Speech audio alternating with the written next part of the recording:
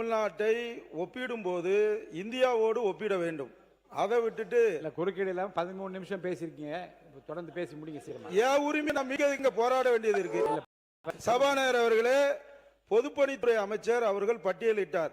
ஆனால் ஒன்றிய அரசாங்கத்தோடு அவர் பட்டியலிட வேண்டும். இந்த தமிழ்நாடு இந்த திராவிட அரசு ஆளும் போது எந்த அளவிற்கு வளர்ச்சி அடைந்திருக்கிறது, எவ்வளவு பேர் பயன்பெற்றிருக்கிறார்கள் என்று. கடந்த ஆட்சி காலங்களில் காவல்துறையாக எடுத்தாலும் சரி, அதே மாதிரி அரசு அதிகாரிகளாக இருக்கக்கூடிய 50% பேர் ஆதிராவிட மக்கள் தான் இன்று அரசு பணியில் இருக்கிறார்கள். உயர்கல்வி எடுத்தாலும் கல்வித்துறையிலும் சிறந்து விளங்கி இருக்கிறது ஆதிராவிட நலத்துறை.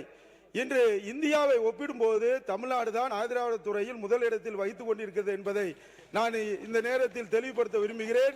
நம்மளுடைய பொதுப்பணித்துறை அமைச்சர் அவர்களுக்கு ஒரே இலக்கு தான், இந்த அரசு அவங்க ஆளுதாங்கன்னு நினைக்கல. அவரு நாங்க தான் ஆண்டு இருக்காங்க மாதிரி எங்களை குறை சொல்ல வேண்டும் என்ற அடிப்படையில் தான் அவருடைய செயல்பாடு இருக்கிறது. இல்ல நீங்க ஒன்னே நான் பதிவு பண்ண விரும்புகிறேன். நம்மளுடைய பொதுப்பணித்துறை அமைச்சர் கடந்த காலங்களில் எங்களோடு பயணித்த போது எங்கு பெட்டி தூக்குனார் என்பது உங்களுக்கு எல்லாத்துக்கும் நல்லா தெரியும்.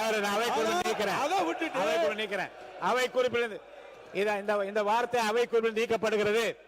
இந்த வார்த்தை நீ பேச வேண்டாம், நான் நீக்கிட்டேன். அவை குறிப்பில் நீக்கப்படுகிறது, பதில் கிடையாது. உட்காருங்க. வேண்டாம் சொல்லி நான் தான் நீக்கிட்டேன்ல, உடனே நீக்கிட்டேன். உடனே உட்காருங்க. மாண்புமிகு பேரவைத் தலைவர் அவர்களே, இந்த அவையில் பேசிய பள்ளி கல்வித்துறை அமைச்சர் கடந்த திராவிட மாடல் ஆட்சி 2 ஆண்டு காலம் முடிவுற்ற போது அவரே எங்களுடைய முதல்வரை பாராட்டி சீராட்டி இப்படி ஒரு ஆட்சி உலகத்திலே நடக்கான்னு சொன்னாரு. பொதுப்பணித்துறை ஆமா, இன்னைக்கு கூட அந்த ரீல்ஸ்ல போயிருக்கான். உட்காருங்க உட்காருங்க.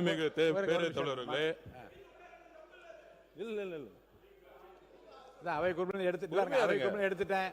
என்ன வேணா பேசட்டும். இல்ல அவை இல்ல அந்த வார்த்தை அவை குறிப்பில் நான் நீக்கிட்டேன், உடனே நீக்கிட்டேன். ஒரு நிமிஷம். 2015 இருந்து 2021 வரைக்கும் திமுகவில் நான் பணி செய்தவன், எல்லாருக்கும் தெரியும். 2014 திமுக 40 தொகுதி தோத்த நேரத்தில் நான் வேலை செய்ய வந்தவன். உங்களுடைய முன்னாள் முதலமைச்சர் மு க ஸ்டாலின் அவர்கள் கேட்டு பாருங்க, என்னுடைய வேலை எப்படி இருக்குன்னு அவருக்கு தெரியும். 21 என்னுடைய பணி என்ன நீங்க சொல்ல ஆரம்பிச்சுக்கோங்க. அதனால இல்லைங்க, நான் இருந்த இடத்தில் யாருக்கும் துரோகம் செஞ்சது கிடையாது. உண்மையாக அண்ணாவுடைய கட்சின்னு தான் பணி செய்ய ஆரம்பிச்சேன். சமூக நீதிக்காக தேர்தல் வேலை செஞ்சவன் நான். அப்ப 2021 திரு மு க ஸ்டாலின் அவர்கள் கேளுங்க, என்னோட பணி என்னன்னு தெரியும். பெட்டியை தூக்குனது யாருன்னு நான் சொல்ல ஆரம்பிச்சேன்னு வச்சுக்கோங்க, உங்க அப்பா கிட்ட தான் கேட்கணும் எல்லாத்தையும். அதனால நீங்க பேசக்கூடிய வார்த்தைகள், இங்க செய்ய சொல்லக்கூடிய வார்த்தைகள் மானிய கோரிக்கை பத்தி பேசணும்னு சொன்னோம். அவர் சொன்னாரு கவர்மெண்ட் பத்தி சொன்னார், எங்க கவர்மெண்ட் பத்தி சொன்னாரு, பதில் சொல்லிட்டேன். திருப்பியும் சொல்றேன், 6 வருஷத்துல என்ன நடந்துச்சுன்னு சொல்ல ஆரம்பிச்சோன்னா வேண்டாம், அது உங்களுக்கு நல்லது இல்ல. உறுப்பினர் நீங்க வார்த்தைகள் இந்த வார்த்தைகள் விட வேண்டாம். உறுப்பினர் உட்காருங்க. இந்த வார்த்தைகள் விட வேண்டாம். போதும்.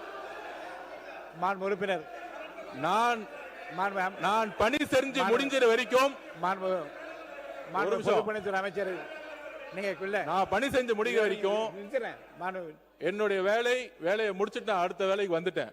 அதனால ஆதவச்சனா யார்கிட்டயும் பெட்டி தூக்கல, யார் வந்து யார்கிட்ட பெட்டி தூக்குனான்னு சொல்ல ஆரம்பிச்சுட்டா நீங்க தாங்க மாட்டீங்க. அமைதியா உங்களுடைய மானிய கோரிக்கை பத்தி பேசுங்கன்னு நான் சொல்ல வரேன்.